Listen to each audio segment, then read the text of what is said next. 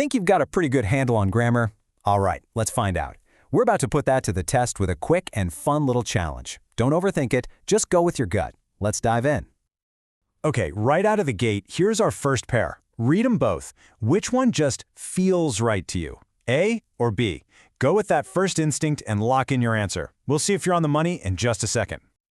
And that, my friends, brings us to round one, which I'm calling the possessive problem. This is, without a doubt, one of the most common mix-ups in the English language. It's the classic showdown between it's with an apostrophe and it's without one. And the correct answer is B. If you chose B, fantastic work. You've nailed the first round. So what's the simple rule that makes this the right choice? Let's break it down.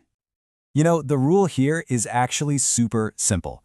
It's with an apostrophe is always a contraction. It's just a shorter, quicker way of saying it is or it has. That apostrophe is literally just taking the place of a missing letter. You know? Like, it's a beautiful day is just shorthand for it is a beautiful day. It's, on the other hand, the one with no apostrophe, is all about ownership. It's what we call a possessive pronoun, and it works just like his or her. You wouldn't write Hi's car, right? So you don't write its tail. The tail belongs to the dog, so the dog chased its tail. No apostrophe needed. Simple as that. All right, feeling warmed up? Let's move on to round two. This one is all about action versus result. We're talking about a really subtle difference in spelling that signals a huge difference in meaning. Okay, here we go. Sentence A or sentence B. The rain will affect the game or the rain will effect the game. This one trips up a ton of people. Take a second. What do you think? And the correct answer is A. The rain will affect the game. So let's get into the simple rule that makes this one totally clear. So affect with an A is pretty much always a verb. It's an action word. A simple way to remember it is A for action. The rain is doing something. It's influencing or changing the game, so it will affect the game. Now on the flip side, you've got effect with an E. This one's almost always a noun. Just think E for end result.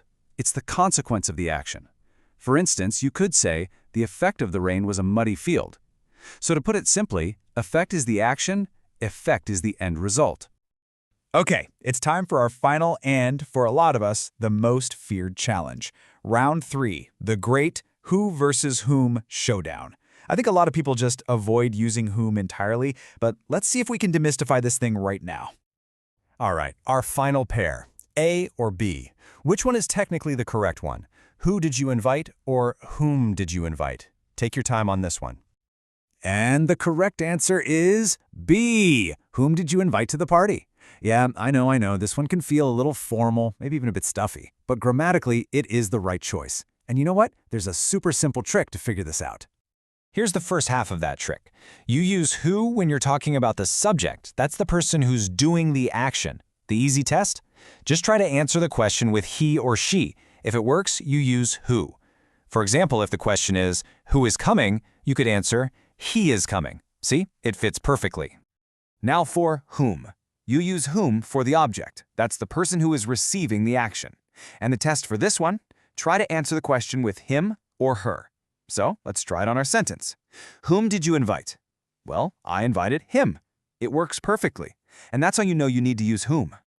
So, the quiz is over. How did you do? Whether you got a perfect score or learned something new, the real question is, why do these tiny little words even matter in the grand scheme of things? Well, it's because mastering these little details isn't really about passing a grammar test. It's about being a clear, powerful communicator. They might look like small words, but they have a truly big impact. I mean, think about it. When your writing is precise, it instantly boosts your credibility. People just take your ideas more seriously. It prevents those costly or just plain embarrassing misunderstandings, and it makes your arguments feel stronger and more persuasive. And honestly, it shows that you pay attention to detail, a quality that is valued everywhere, from the classroom to the boardroom. But let's end with a final thought. Language is always evolving, right? It's alive. Things that were once considered total errors eventually become commonplace. So as we master the rules of today, it's fascinating to wonder, isn't it? What parts of our so-called improper language today are going to become the totally accepted, completely normal grammar of tomorrow? Something to think about. Thanks for tuning in.